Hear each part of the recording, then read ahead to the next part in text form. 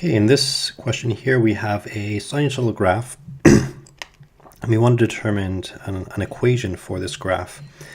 Now, instead of just determining one equation, we're going to actually come up with four, and each one is based on a different representation of the sine or cos graph.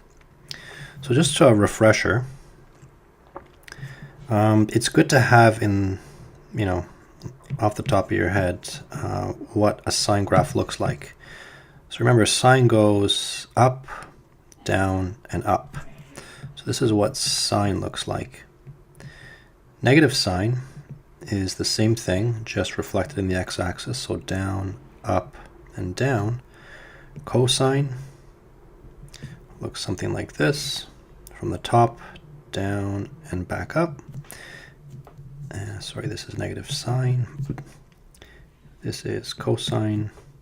And lastly, we have negative cosine, which goes something like down, up, and down. Negative cos.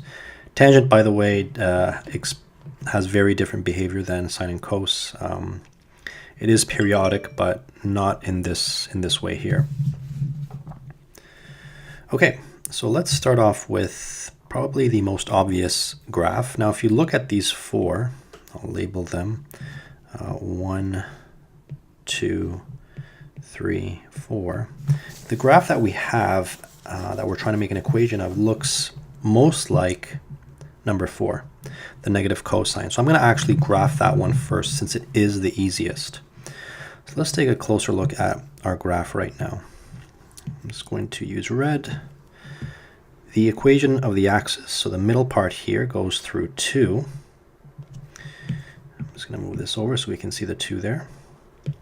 The amplitude of this graph goes from 2 all the way up to 4. So the amplitude is 2. Notice you can also go in a negative direction from the middle. That's also 2. The period, I'm starting from 0. I'm ending at 180. That's where it repeats itself. So the period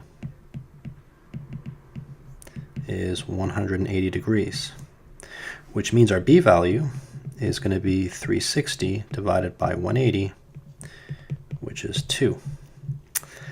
What else can we get from here?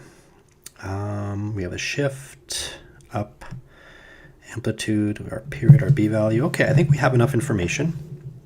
I'm going to kind of set up the template for our cos equation. It looks something like this. So f of x equals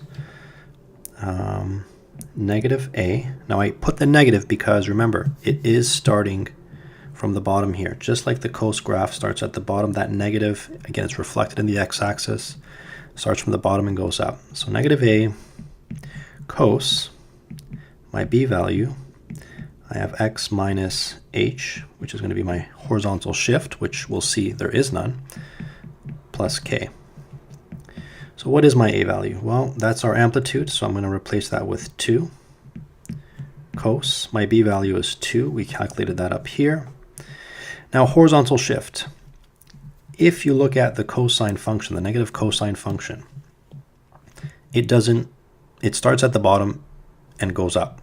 This graph here, same thing, starts at the bottom and goes up. So in other words, there is no horizontal shift, or h is 0, and we can just write 2x. Finally, our vertical shift up is 2 units, and there is our cosine equation. Now we're going to make one for the other equations. F of x equals positive a. Let's stick with cos. B x minus h plus k. We find that all the values are the same except for the h, which I'll come back to in a moment. So how do we figure out that h? Well, take a look at the cosine function.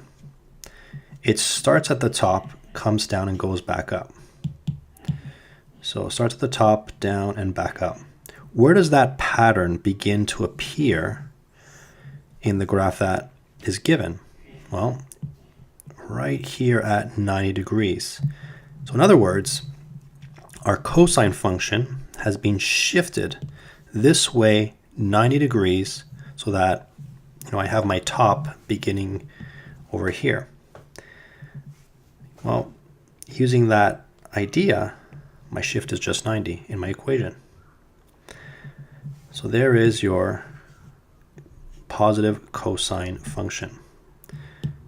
What about now for f of x equals, and to save time, I'm just going to copy all this, for sine.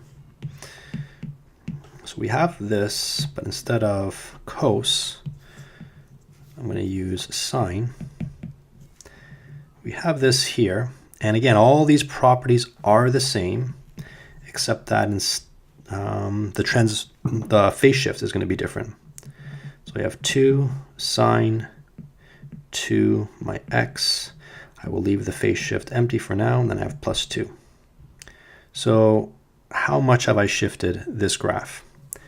Let's look at our original sine. Original sine goes middle, up, middle, down, middle. Where does that pattern begin to appear? Right here.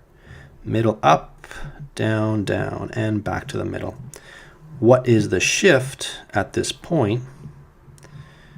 Well, if that's 90, that looks about halfway. We have 45 degrees. Finally, and I'm going to see if you can get this, the negative sign. And I'm going to write all the values in because we know they're all going to be the same. I'm going to tell you right now that the horizontal shift is positive 45 degrees. Can you tell me why that is? And by the way, if you didn't get positive 45, there is another one, and that is going to be negative 135. Tell me why these are both true. And there you have graphing your sinusoidal functions.